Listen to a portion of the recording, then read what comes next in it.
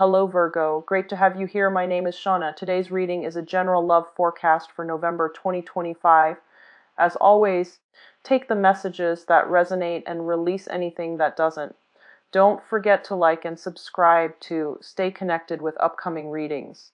Let's see what's headed your way, Virgo. I'm glad you guys are still around, and thank you so much for still sticking around and watching my videos. I really appreciate that. I feel like I have to personally apologize to you guys, mainly because I've been gone for the past 5 months. And I tried to do the videos for the first few signs, but I never got to you guys. And I feel like the past few months have been a little bit rough for all of the earth signs, in particular Capricorns. And so I apologize for not being able to give you guys that guidance that you need to navigate the energies for the past few months. And I'm really, really sorry about that. It is really good to catch up with you. I needed to take some time off, mainly because I was burnt out with my main job and then trying to keep up with the videos. So from now on, moving forward, I'm only going to try to do one set of videos per month, mainly due to time constraints, but also energetically, I just could not handle it, okay? Virgos, when I was shuffling out this card, I saw a really strong, like,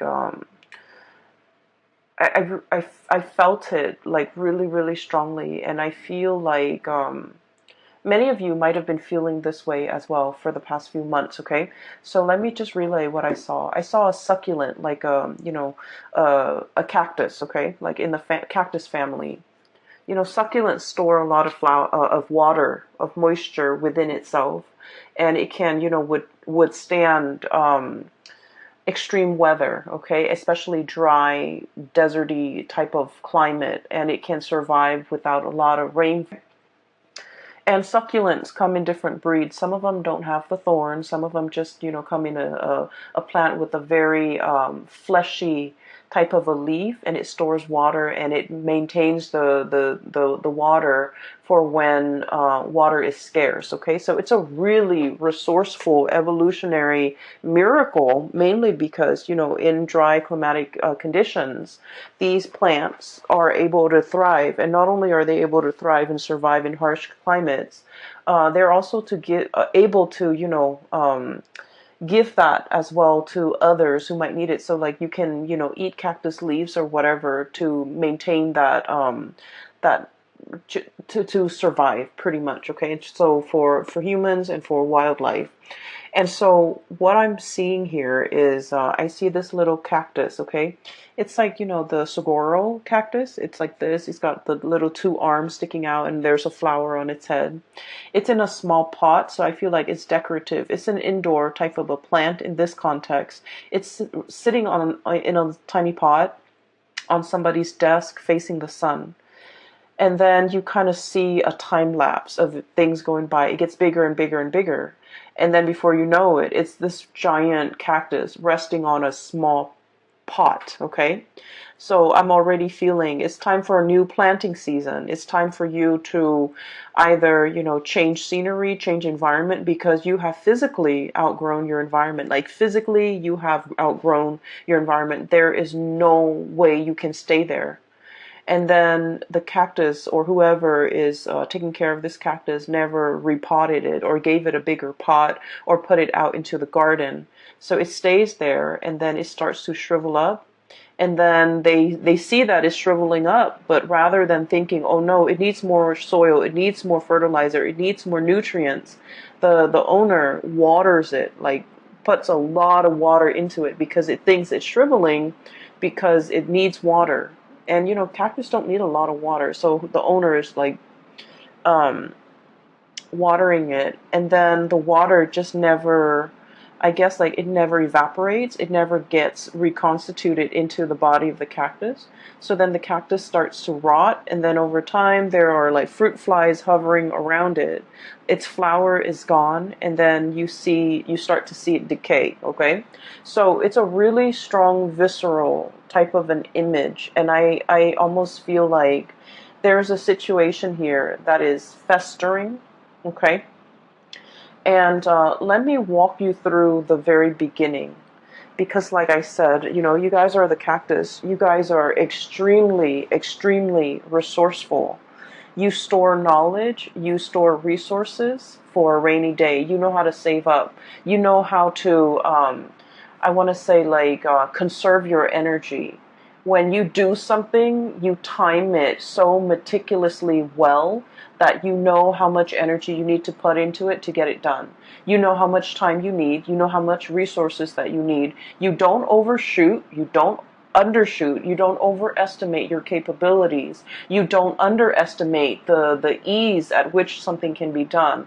So I feel like you're such a straight shooter, and you have always been really careful and resourceful and meticulous about everything that you do. Okay, that's just like a typical Virgoan thing. And I feel like you are so resilient as well. Okay, you have like your defense mechanism up. Okay, in harsh sterile environment, like you have your coat of arms, you have those the prickliness about you, so that you can protect yourself, so that you can ward off predators, so that you can ward off people who are kind of like leeching onto you. And what I'm seeing lately is I feel like there's an energy of needing to put on a fresh coat of arms, okay? Needing to ward off and to be a little bit more standoffish. You can still be friendly, but still be standoffish. You can still be, cordial with somebody without them crossing your boundaries. And you guys are just like the perfect, you guys know how to like lovingly detach, okay? And you do it really well. Earth signs do it extremely well, I feel. You guys know how to lovingly detach, especially when you're dealing with someone who has boundary issues. Immediately, you know how to separate yourself. You put the coat of armor on, the prickly pear starts to come out, and then the other people don't dare to get too close to you. Like, it's a defense mechanism, and it has worked, and I feel like it's working really well. And you're in a situation where I feel like you're trying to detach yourself. You're trying to, really look at a situation objectively, and you might feel that there might be a lot of people around you leeching onto your energy, taking advantage of you. What else is new, right? Leeching onto your energy, taking advantage of you. And so you have to, put on that coat with the, put on that prickly coat so that people don't get too close. And I feel like you're doing it with just the right people, mainly because there are some takers around you, okay? And so I'm also seeing so that's the first part. The other part about growth and expansion, you are in a period of tremendous growth, okay? This is like a major, major growth spurt. So like if you were physically a person, I would say, you're going through your teens where you are outgrowing your environment, you're outgrowing your home, you're outgrowing your friends, you're outgrowing the physical environment that you're in. And you're contemplating the next journey, okay? So this is the card of the Empress, and this is somebody who's mated, okay? The Empress is somebody who takes care of her or himself. They're extremely, the Empress energy, I always think of it as Virgo. It's a very dignified type of energy. It's a very like, I own this. I don't need anybody else to know that I own it. And it comes with a lot of power. It comes with a lot of dignity.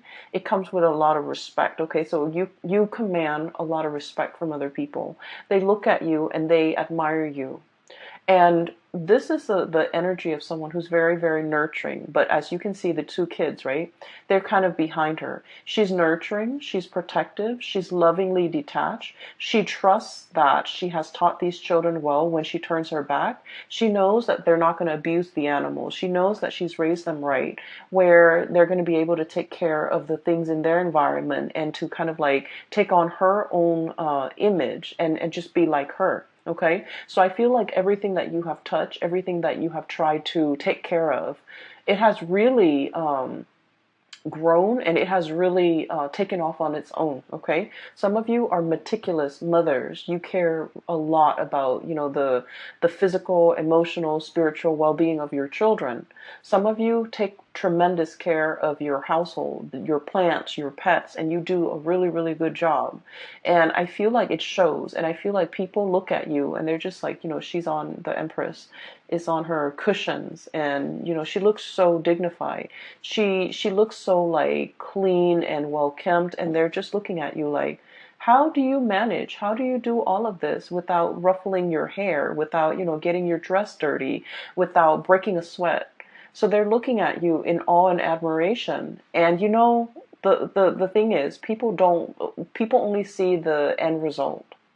And I honestly believe that from your perspective, you don't shy away from hard work. You know when to roll up your sleeves and get dirty, right? Um, Other people shy away from hard work, and so they look at everything that you have achieved and they're just like, wow, this Virgo person does it with such ease. Okay, it's not ease. It requires a lot of planning, a lot of calculation, a lot of not overshooting, a lot of not underestimating, and a lot of just being being even minded and even handed to be able to pull things off the way that you do. And I feel like people look at you in awe and admiration. And you are aware of that too. You're aware of finally your skills and your capabilities. And while you're in this situation, in this environment, it feels really comfortable. It feels really cushy. But you are already contemplating the next big step. I'm drawn to this road in behind this fence here. There's a doorway that is open for you, and there's a new path for you to take. It's an uphill path, so we know it's not going to be, a walk in the park. It's not going to be a bed of roses, okay? It's going to require a little bit more climbing. And you are definitely up for the challenge. Some of you are in a situation where you're very, very comfortable. And so you have worked really hard to get here. You have accumulated a lot of good karma points in order to be here. And so you're thinking, well, maybe I can stay here for another year. Maybe I can stay here for another 2 years before I embark on this new path. Okay? Some of you might have been waiting here, waiting for that gate to open, waiting for that new path to show itself before you make a move. And now that it's showing itself, I feel like it's time for you to make a move, because once again, you are that cactus that's outgrown the pot. You're no longer supposed to be here. You're supposed to be on your way, moving towards something else, and the path is going to give you a much better view, a much better vantage point. It's going to utilize all of your skills and resources, and it's going to, I almost feel like, in a video game, this is like leveling up, okay? Going on to the next level, fighting the next monster, upgrading, learning new skills, okay? So that's what I'm sensing here. And throughout this entire journey, whatever you had to do in order to get here, I feel like you did it in such an admirable, and this is why I absolutely love Virgos. They do what's right, no matter what. It's almost like they always have this internal compass, and it always points them in the right direction. Like like morally, ethically, it always points them in the right direction. And so what I'm seeing here is a situation where this is a card about generosity, giving back to people, taking care of people. You've done a lot of good deeds in your lifetime. Okay, and I feel like good deeds is not just about volunteering on the weekend. Good deeds is scattered throughout the day. Every opportunity, every waking moment that we are awake, every moment that we are actively doing something, we can choose to do good deeds. Okay, for example, driving to work, letting somebody cut in ahead of you because they're late for work, because we're all stuck in a traffic jam, because we're all trying to get to our destination, understanding that that person did not mean to cut us off. They're just trying to get to work, and not throwing a fit, and kindly stopping your car and letting the other person cut ahead of you. Okay? A good deed is like, looking at putting your lunch in the fridge when you get to work and seeing like some containers that have been spilled over, or seeing, some like spoiled objects in the fridge, and opting to take a few seconds to throw that out, because, it's a communal fridge. We all share this space and we should try our best to keep it clean. And so I feel like you take this spirit of service to everything that you do, to your daily actions, to every single event, to every single moment of your life, okay? Doing the right thing, okay? Even if it takes a few seconds of your time, even if it just, even if it requires you going out of your way, as long as you feel like, well, I have the time, so I can do this because the other person seems stressed out. And so I'm doing this so that it can, alleviate a little bit of stress in their life. That's how Virgo people think. And I feel like it's pretty amazing. I have never encountered other signs that, really step up to the plate every moment of every day the way that Virgos have. And so I feel like all of these little, acts of kindness, acts of human obligation, I just feel like, they have not gone unnoticed on a spiritual level. They have not gone unnoticed by all the people around you. And that's why they're looking at you in awe and admiration. And they're just like, how do things come so easily for you? And, it doesn't come easily. It's just we have to train our mind to look at everything that we do and serve others and live our lives with a lot more purpose and meaning, and live our lives based on this spirit of service to other people, okay, to our environment, to other people.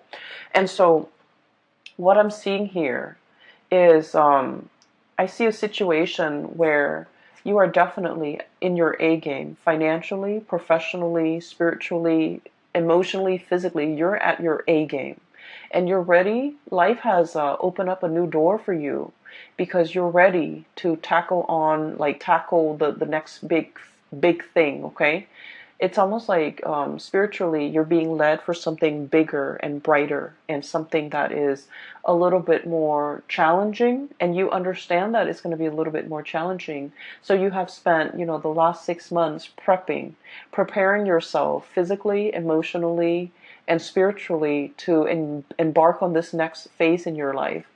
And so I see so much stability and abundance that's coming into the picture. So the first four cards just scream out, spirit of service, okay? Good deeds coming back, a lot of financial stability, a lot of money coming into the picture, a lot of generosity. This is a card, the King of Pentacles is somebody who sees the proper value in other things, in other people as well. So this is somebody who might be in your life who is really in sheer admiration of you. And they're going to, I'm seeing a lot of gratitude. So I usually think of this as somebody's ringing the bell. Somebody's making their presence known. Somebody's coming for a visit. Somebody is like really expressing, how they feel about you. And I feel like they are like this. They're very financially stable. They might own property. They might own homes. They're just, somebody that knows how to generate money. They start from nothing, starting from the ground up, and they have built a really prosperous and successful future for themselves. And they didn't do it by, trampling over other people. They didn't do it from stealing or cheating other people. They did it from kindness. They did it from gratitude. They did it from this space where they're being of service to other people. And as a result of being service, I feel like it's good karma coming back home to roost, because you're in a very financially abundant space and you are in a position where you are like admired by somebody who sees all of these virtues in you, and they really, really admire you. Okay. I feel for many of you, this might be a love interest. Okay. This is somebody that you're coming across here as the Empress, and they are the King. So you make them almost want to be a better person. The perfect match for the Empress is the Emperor, right? And the kings are really financially abundant. They're prosperous. They rule like a kingdom. However, the emperor rules over all the kings. And so what I feel is this person wants to be like you. They want to emulate you. You make them want to be a better person. You make them want to strive for more. And they feel like they're catching up to you. They're trying to be a good match to you. So they're being very, very purposeful with the things that they do in life as well. Mainly because they're following in your footsteps and they're trying to be the best person that they can be so that they can be a really, really good fit for you. This is pretty much the emperor in the making. They're still on their way, and I feel like there's like promises as well as, admiration and adoration. And they're telling you like, one day I will be, your equal match. Okay. One day I will, be right beside you, and I will be somebody who is worthy of you. And so I feel like this is indicating to me a really, really deep love where two people are in a relationship and they really want to grow together. They want to become better for one another. And spiritually, this is a very, very strong, I almost feel like a soulmate connection where the two of you could achieve a lot more in society, because by virtue of being together. It's like Virgos are really shy. Okay, like you guys are really shy. You guys also like, I almost feel like a lot of you might have self-esteem issues, okay? And that's because it's not stemming from trauma or anything like that. I'm not seeing that in here, but it's because you're perfectionistic and you're really, really hard on yourself. You're naturally very, very hard on yourself. And so you're not like a Sagittarius, where Sagittarius is like, let's jump in it first and then ask questions later. Let's just figure out how much we can do before we read the instructions, right? You guys are very meticulous. You look over the instructions before you start assembling things. And so where I'm going with this is that I feel like you have a lot of like negative self-talk behind the scenes, behind closed door, in your head. You don't talk about this to other people, but you have a lot of negative self-talk holding you back. And I feel like the person that you're with, or the person that you're interested in, or whoever it is that's in your midst that is a significant other, they're very kind. They kind of brush away the negative self-talk. They build up your self-esteem. They tell you, not in a way where it's mushy and awkward and like the people that love us, of course they're going to tell us nice things about us. This person doesn't do that. This person like will only tell you what they believe in. Okay, so they're not going to tell you lies. So I feel like they give you really good constructive feedback so that you can improve. And I also feel like because of their support, because of their generosity, because of the reciprocity between the two of you, you both have really built each other up when it comes to your self-esteem. Okay, whatever has really shaken you, whatever has really chipped away at your self-esteem through the process of working, growing up, dealing with family, dealing with people, dealing with, people that you had to cut out of your life. If your self-esteem has been corroded, this is somebody that really helps build it back up. And then likewise, you're dealing with someone who's very self-made, okay? They didn't grow up with a silver spoon in their mouth. They didn't grow up with a trust fund. They didn't grow up with like rich parents. They build everything from their own two hands. I really admire the King of Pentacles, mainly because, if you look at the background, there's a farmer right there, okay? He used to be that farmer. He used to have to, hustle. He used to have to, get his hands dirty, harvest the crop, make sure his family can eat. Save up for a rainy day, nickel and dime himself, forego all the pleasures in life in order to have a lot of financial abundance. This is not somebody who was born this way. They've worked really, really hard to get where they are. So I feel like this is a situation where there is a very, very dignified love relationship here. It is really, it's a really good soul connection. It is a very supportive type of a relationship. It's a situation where two people, I feel like, might have started from nothing and achieved everything by sheer hard work and dedication. And they admire those things about one another. Okay, so it's really beautiful. It's making me a little teary-eyed. So I'm really happy to see this for you, Virgos. So now there's a new gate that is opening for you.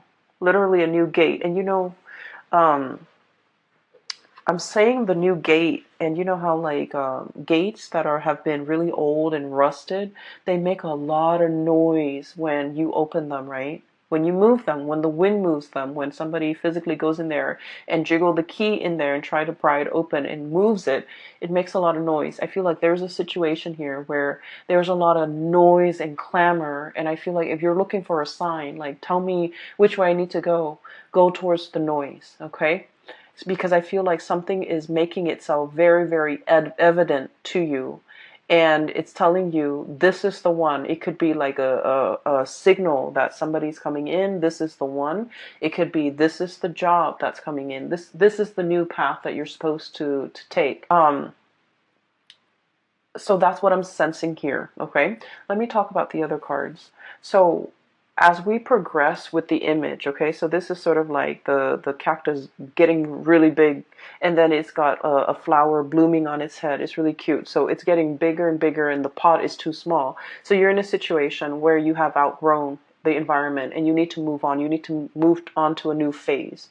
And what I'm seeing here is there have been a lot of offers on the table for you. And I feel like you're thinking about, I want something a little bit more exotic. I've spent a lot of my time, a lot of the past few years, majority of my adulthood, being the responsible one, doing something that's expected of me, making the safe decisions, or sticking with the safe choices. And I'm in a position where I am looking for something brand new. I'm looking for a challenge. I'm looking for something that has not been done yet. Okay, so I feel like for many of you, you guys are very, very good at looking at existing processes, looking at existing ways of doing or existing things, and streamlining it and improving it and making it more efficient. But now you're in a phase where you're trying to create something brand new, something that has never been done before. And so you're looking at all of these offers and you're just like, these are mundane. These are things that anybody, like a trained monkey, could do if you train it well. Okay, I'm looking for something a little bit more challenging, a little bit more like a little bit different from everything that I'm used to. So some of you, for example, in your resume, you might have had like 4 jobs where you were, for example, an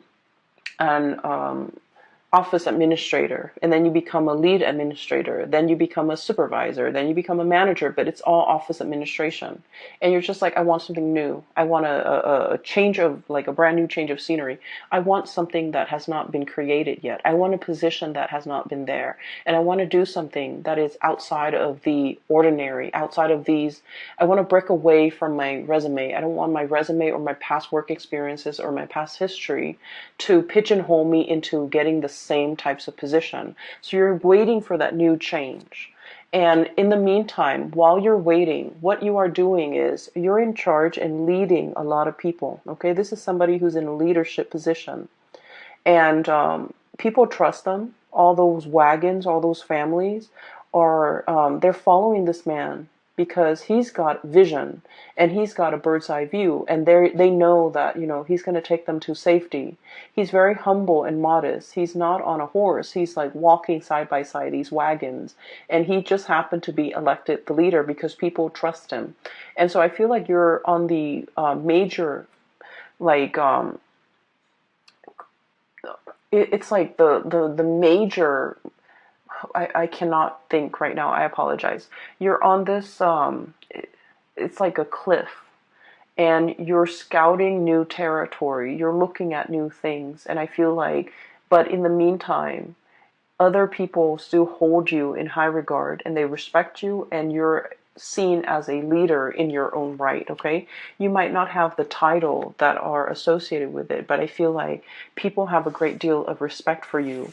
You're in a position where you're training, You're showing other people how to do things the proper way. You're showing people how not to cut corners and how to do things the most efficient way.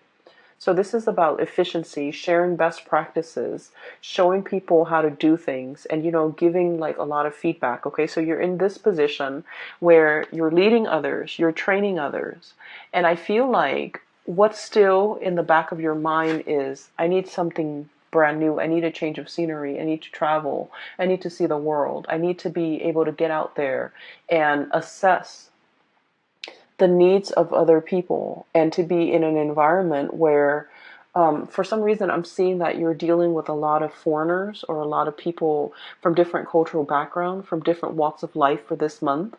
And I feel like you're dealing with them mainly because these people, you have already established the rapport. These people are a lot more like you, okay? You're walking alongside them. You've already established that rapport. There's a new group of people who are very, very skeptical, okay? They've come from, I'm hearing war torn. I'm hearing scarcity, like scarcity in an environment where things were not lush and plentiful and like a breadbasket. This is a desert environment. So these people came from hardship. These people have a sense of like kinship and clansmen, where they are very, very, very hesitant about interacting with outsiders. So you have a closed off group of people that you're trying to that you're trying to, I almost want to say, like, bring into the fold. But in order to bring them into the fold, to get them to trust you, you kind of have to infiltrate. You kind of have to find a way to get into that community, and find a way to get them to trust you. And so what I'm seeing here is you're in some type of a project, some type of an environment, possibly even a dating situation, where you're dealing with someone who's very, very, very exotic, somebody who's very different from you, and somebody who might be culturally, linguistically, even life experiences might be very different from you, and you have to find a way to cross that cultural barrier, or to create that bridge, so that you can adequately gain their trust. So there's a situation here where temporarily it's like a new change of scenery, it's a challenge, and it's like the next thing for you to work on.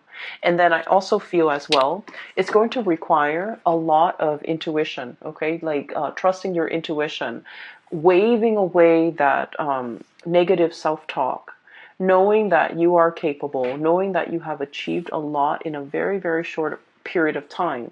And so you need to wave that away, and you need to somehow, this is that bridge, okay, from two very different areas in life. There's like a bridge that allows two different areas to connect, okay? So I feel like you're going to be the one to build that bridge and to maintain that bridge. And I feel like the bridge stands for that connection, okay? So it's like the connection between two worlds, the connection between the practicality and the intuition, and the connection between people who are very, very unnerved, who might not be immediately open and trusting and upfront, and it takes a really, really long time to gain their trust. And I feel like you have to be kind of like it's going to take some time. I see a situation here where it's going to take a really, really long time for you to be able to string this, this bridge across the two towers, to be able to create and maintain that constant communication, and that trust, and that sense of camaraderie, and that sense of mutual trust. And so what I'm seeing here is a situation where you're definitely dealing with like a new ball game. Okay, so you're like dealing with people from a different station, and it's different from what you're used to. It is a lot harder. There